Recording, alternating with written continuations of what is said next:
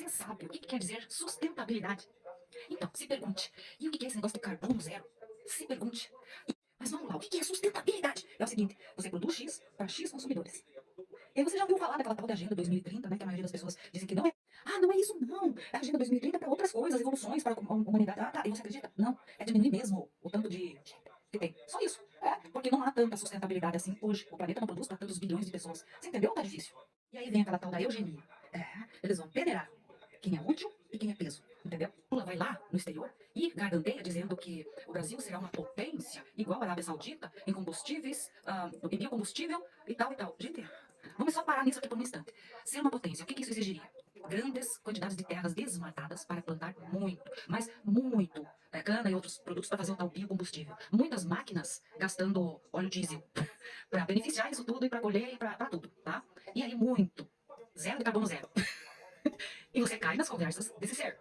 Pior é ele fazer essa mais uma lei de papel. É essa lei dos 5.100 e pouquinho lá para os professores, que fica só na teoria praticamente para a grande maioria dos professores do Brasil, porque nós temos no interiorzão do Brasil, no interiorzão do Amazonas, do Pará, nos interiores, nós temos professores que nem cadastraram lição, professores que não sabem direito nem para eles, mas eles vão lá por uma vontade de ajudar a comunidade, por conta de um porco ou de uma galinha, eles vão lá ensinar embaixo de uma árvore. Isso acontece. Ou então naquelas salinhas onde tem lá 4 turmas, para ele ensinar todas essas crianças, ele não sabe nem direito para ele. Quanto mais ensinar essas crianças, mais ele faz isso, porque senão essas crianças não teriam nem isso. Escolinhas que não tem banheiro, que elas têm que ir pro mato, que não tem lanche, não tem. Não tem ar-condicionado, não tem ventilador, não tem água potável. Às vezes nem teto direito, porque se chover, olha tudo que tá lá dentro. Algumas crianças têm aulas sentadas no chão. Entendeu? Ou tá difícil?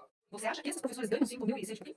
Muitos não ganham nem o salário mínimo. Tem prefeitura falida. Como é que essas prefeituras que não recebem o repasse do governo direito adequadamente vai ter dinheiro para pagar 5.000 e pouquinho para os professores?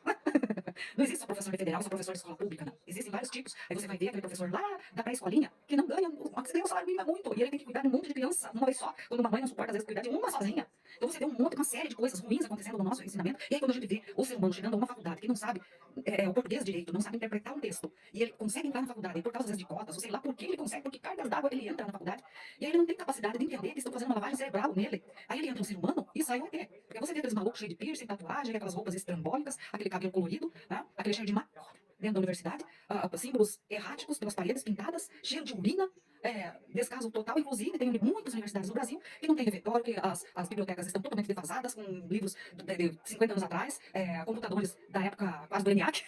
E se você tiver computador. Não, vocês não sabem a situação real do Brasil. E aí, quando eu vejo o nosso presidente mandando ajuda para outros países, enquanto que dentro do nosso país a gente vê crianças que não sabem o que é almoçar e jantar. E aí ele vem com aquela história que já desde quando ele entrou a primeira vez para ser presidente, ele disse que ele estará feliz, se, é a mesma frase, se o brasileiro tiver 3 refeições, café da manhã,